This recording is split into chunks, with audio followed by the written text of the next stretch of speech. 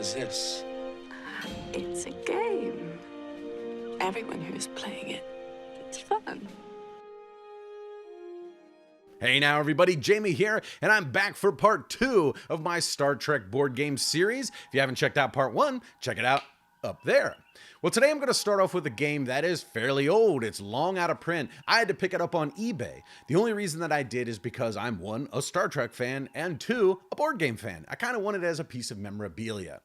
Well, let's get on with it and see what this game is all about. Tribbles, customizable card game.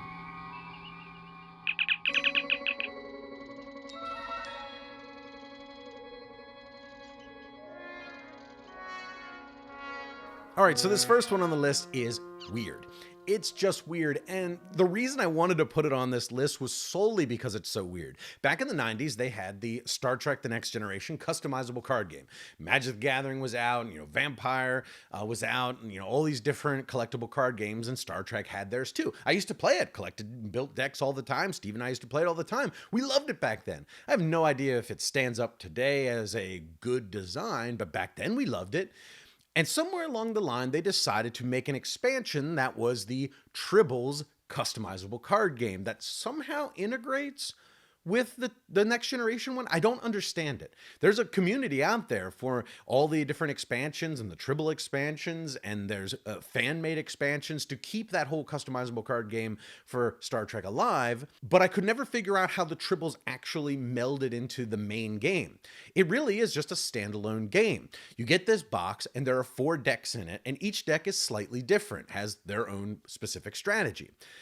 And that is where the weirdness comes in, because essentially this game is basically Uno, but think about taking Uno and making it a customizable card game where you can buy expansion packs and make your deck do what you want it to do to try to make a better Uno deck than somebody else's Uno deck. The idea is obviously the Tribble theme, where Tribbles will multiply and take over everything. Aye, they're into the machinery all right, and they're probably in all the other food processors too. In this one, when it comes to your turn, you have to play a Tribble of value 1. The next player will have to play a Tribble of value 10, and then 100, and then 1,000, and then 10,000. Then you can start over at 1 again. Kind of that theme of the Tribbles are expanding. And if you can't do that, you have to draw a card. The whole concept is you're trying to run out your hand. If you run out your entire hand, you win the round and you get a bunch of points. Now, another thing that makes it similar to Uno is that each one of the cards has a special power on it. Things like reverse makes the turn order reverse, or makes somebody discard a card. You can discard one of your own cards, make somebody draw a card, all kinds of different things. There's all kinds of little different abilities like that, and that's where the customization comes in. How many Tribble numbers do you want to have, and what abilities you want to put in there? But the thing is, it's just basically a hybrid of Uno, and you're deck building Uno. That's just weird. Now, I've got to say that though I said all that stuff, it's not a terrible game. It's actually kind of fun. I don't dislike the game at all, as a matter of fact.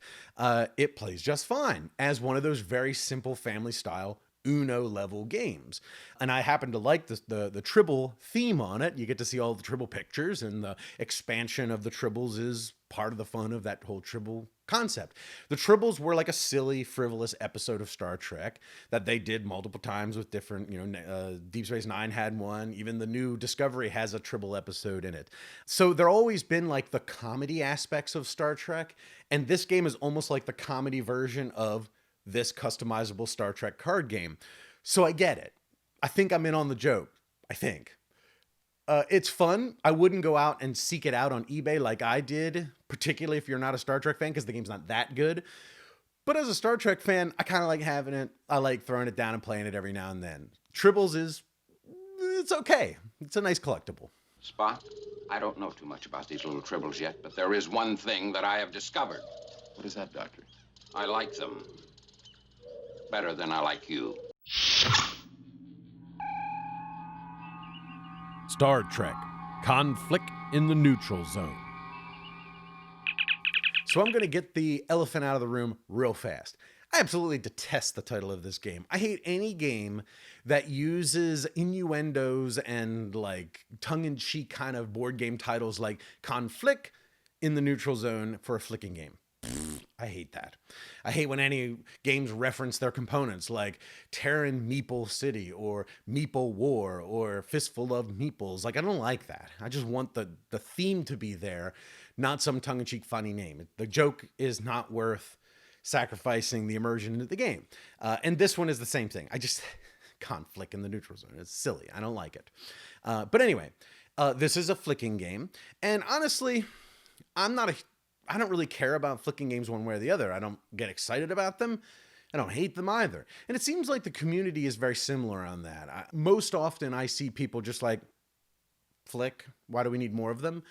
But I will say that I'm okay with them if they're good. This one is pretty good. You either play the Federation or you play the Klingons. The whole goal of the game is that you're trying to collect victory points, and you can collect those victory points on various planets on the board. So there'll be planets that yield you dilithium crystals. There'll be planets that yield you victory points. You have collector ships and you have attacking ships. You want to flick your collector ships and land them on those various planets and either collect dilithium or collect victory points. Your attack ships you flick them to knock other people's ships away so that you have room to go in there and take that stuff for yourself.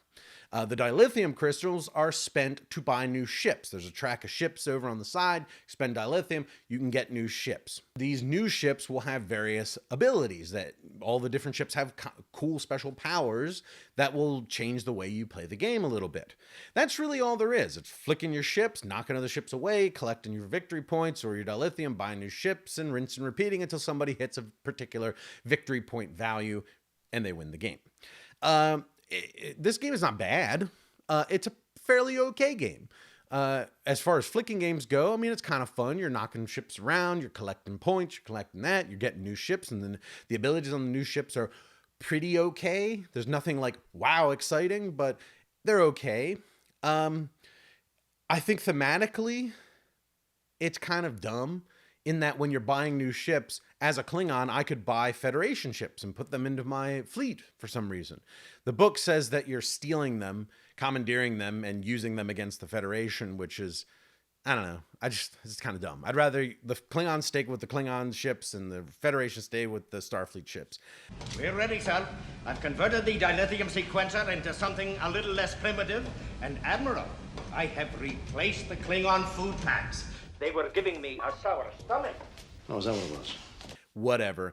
I think the components are kind of lame too, in a way. I mean, the board is fine, but there's a crease down the middle. It's not that terrible, but I don't think any flicking game should ever be on a folded board like that. It should be a neoprene mat, honestly. Secondly, the artwork on the tokens is terrible, absolutely terrible. Some of the ships, you can't even see that it's a ship on the sticker. It's too dark. It's a close-up of the saucer section. It's just not well done from a production standpoint. I mean, the wood's fine and everything, but it's just okay, really. All in all, the game is fine, but it's nothing special. It's nothing I would go out of my way to get unless you really like flicking games and are a Star Trek fan. So it's just okay. Baby needs a new pair of shoes.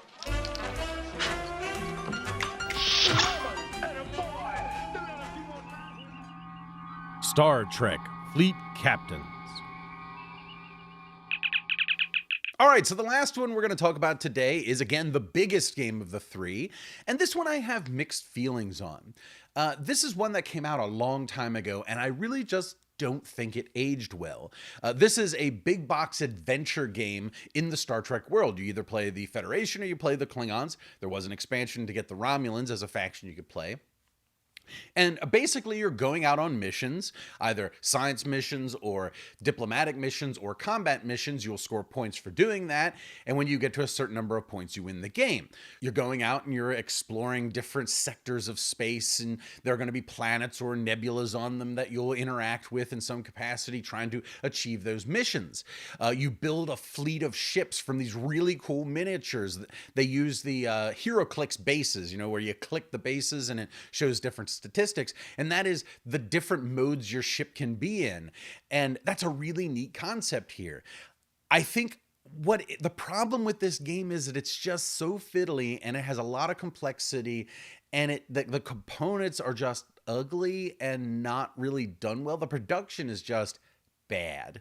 The tiles that you go out and uncover, first off, they're like paper thin. Like for a while, WizKids was doing this thing with this sort of plasticky paper type stuff for their cards and a lot of tiles and things.